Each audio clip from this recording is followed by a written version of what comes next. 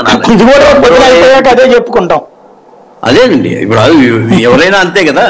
ఇప్పుడు ఉండేటువంటి మనకి మీ భాషలోనే చెప్పాలంటే కమ్యూనిస్టులు చెప్పేటువంటి పదం ఉంటది, ముందు వ్యూహాత్మక ఎత్తుగడ, ఆ తర్వాత చారిత్రక తప్పిదం, ఆ తర్వాత మీరు వ్యూహాత్మక ఎత్తుగడలో ఉన్నారు, ఆ తర్వాత చారిత్రక తప్పిదం చేసి చివరికి ఆత్మశోధన చేసుకోవాల్సి వస్తాం.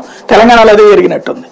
నేను ఆ పని మాట చెప్పలేదండి. నేను తెలంగాణలో వచ్చినప్పుడే దక్షిణాది రాష్ట్రాల యొక్క అమాయకత్వమునాలో, మూర్ఖత్వమునాలో, లేకపోతే డబ్బులు వచ్చేటువంటి ఫ్రీలకు ఆశపడేటువంటి మనస్తత్వమునాలో తెలియదు కానీ కర్ణాటక లాంటి రాష్ట్రంలో కూడా కాంగ్రెస్ కి ఓట్లు వేశారు. అది ఒక పెద్ద దురదృష్టం.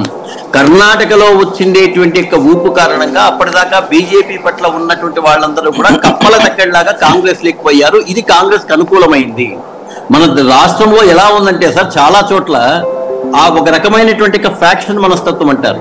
అంటే ఫ్యాక్షన్ ఉండే గ్రామాల్లో మా లీడర్ ఎక్కడ ఉన్నాడో మా వాడంతే, ఈ లీడర్ మారితే ఆ లీడర్ పార్టీలు మారిపోతాయి.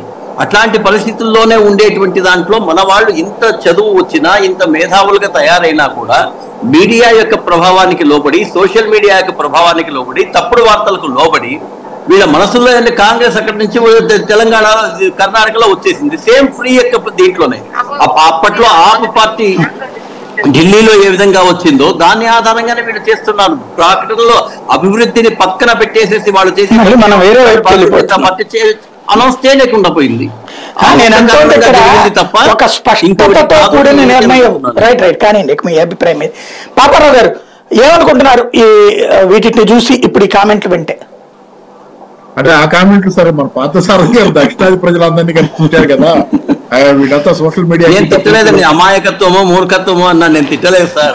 అదే ప్రభావం, అమాయకత్వం ఎట్లా అంటారు మీరు? డబ్బుల ప్రభావం అన్నారు, అదన్నారు, ఇది అన్నారు, సరే అన్నారు సరే. కాకపోతే ఏంటంటే వీళ్ళ నాయకుడే ఒక ఆయన గతంలో ఒక మాట అన్నాడు, బీజేపీ నాయకుడే, కేరళలో ప్రజలు చదువుకున్నారు. ఉదాహరణ దక్షిణ భారతదేశం అన్నారు కాబట్టి చెబుతున్నారు, కేరళలో ప్రజలు బాగా చదువుకున్నారు కాబట్టి మేము గెలవం అక్కడ అని గతంలో ఒక నాయకుడు కామెంట్ చేసుకున్నాడు. కాబట్టి చదువుకున్నందుకు అబ్జెక్షనా?